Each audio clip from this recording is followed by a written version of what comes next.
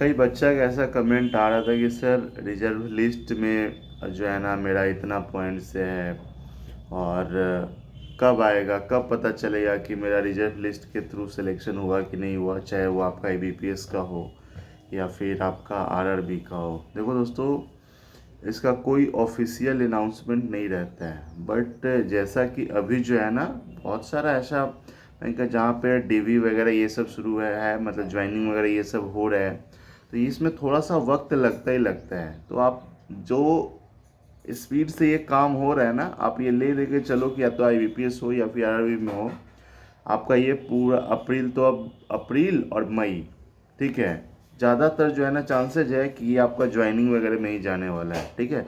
क्योंकि जो है ना प्रोसेस एकदम गोइंग ऑन है, एकदम स्टेट बाई स्टेट दोस्तों जो है ना ये सब काम चल रहा है। और जब भी रिजर्व लिस्ट आता है तो उसके बाद ही आता है कितना लोग ज्वाइन कर रहे हैं, नहीं कर रहा है, ये है वो है। तो आप ये अनुमान लगा सकते हो कि जून जुलाई के आसपास में जो है ना आपको रिजर्व लिस्ट में दोस्तों पहला रिजर्व लिस्ट जो आपको देखने को मिल सकता है, ठीक है। हाँ, अगर यही चीज़ अगर पहले हो जाता है थोड़ा सा पहले, लेकिन ऐसा नहीं कि हाँ इसी मंथ में आ जाएगा या फिर नेक्स्ट मंथ में दोस्तों देखने को मिल जाएगा, ऐसा कुछ नहीं है। बाय द वे, कितने लोगों का रिजर्व लिस्ट में है और कितना से है, आप कमेंट करके जो बताना ही बताना, ठीक है ना, क्योंकि डीबी वगैरह ये सब चल रहा है, थोड़ा सा वक्त लगता ही है, समझ रहे हो ना। चलो bye bye, take care, have a nice day, अपना ख्याल रखना, मस्त रहना, खुश रहना। और देखो, बाई द वे आपका रिजर्व लिस्ट में है उससे फ़र्क नहीं पड़ता, आपको जो है ना तैयारी तैयारी दोस्तों जो है ना अपना कंटिन्यू करते रहना है, ठीक है ना। क्या क्या पता उससे पहले ही ये हो जाए, है ना।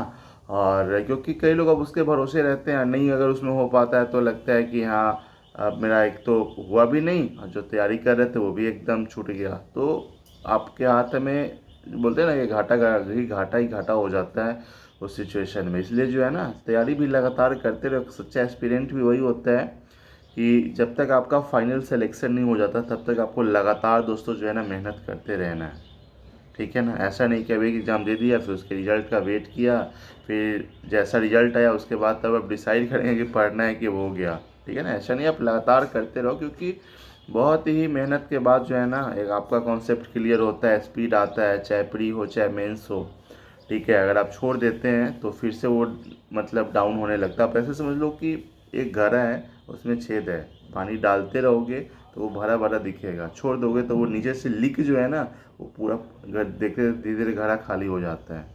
आपको फिर से बहुत ज़्यादा एफर्ट लगाना पड़ता है। आप देखते ही होंगे जो लोग इस स्टेज पे दोस्तों आ गए हैं, समझ लो उनको बहुत ही ज़्यादा ही अनुभव हो गया होगा कि भाई साहब प्री कैसे निकलता है और मेंस के लिए कैसे दिन रात एक करके लगे हुए हैं, ठीक है। चलो कोई नहीं, होप फॉर द बेस्ट, सब बढ़िया ही रहे। बट दोस्तों जो है ना आप अपना तैयारी जो है ना कंटिन्यू करते रहिए, ताकि इस साल वाला भी जो है ना 2026 वाला जितना भी मेजर मेजर एग्ज़ाम होने वाला उस समय भी आपको पार्टिसिपेट क्या एग्ज़ाम क्लियर करने का मौका मिल जाए, ठीक है ना। क्योंकि अगर आप रिजर्व लिस्ट में हैं तो आप बहुतों से आगे हो, ठीक है, जिनका प्री भी क्लियर नहीं होता है, समझ रहे हो। ठीक है, चलो बाय बाय, टेक केयर। और हाँ, चैनल पे पहली बार तो सब्सक्राइब करना आपको नहीं भूलना है। Bye bye.